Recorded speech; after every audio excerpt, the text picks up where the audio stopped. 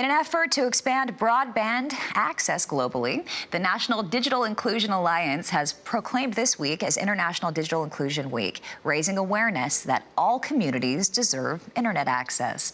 Joining us now is Connected Nation Vice President of Community Affairs, Frederick. Thanks so much for joining us, Eric. And let's talk about why digital inclusion is so important in the U.S. and globally. Right. Digital inclusion is the idea that everyone deserves access to and the ability to use an internet connection to improve their quality of life.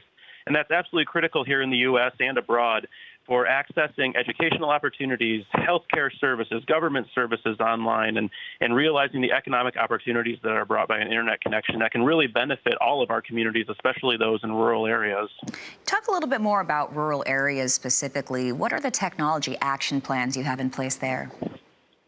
Sure. So the Connected Nations Community Engagement Program works with rural communities to really help engage and empower a team of local stakeholders to really take charge of their broadband landscape.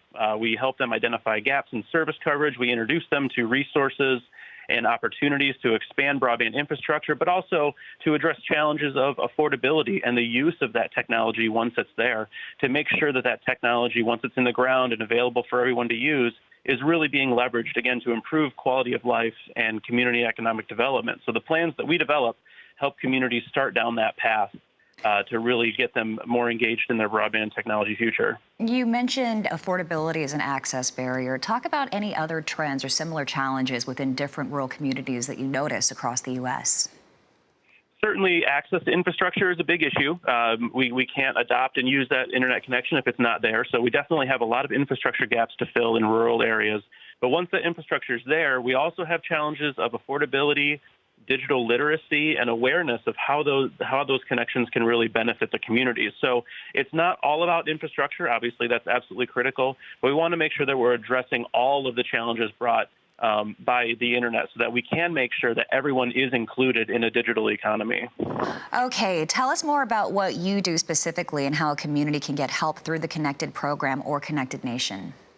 Sure. So Connected Nation is a national nonprofit organization, and our website is connectednation.org. There's lots of ways to interact with us, getting help with community resources, getting in touch with internet service providers. Access to our digital works and digital training programs are also on that website. Again, connectednation.org.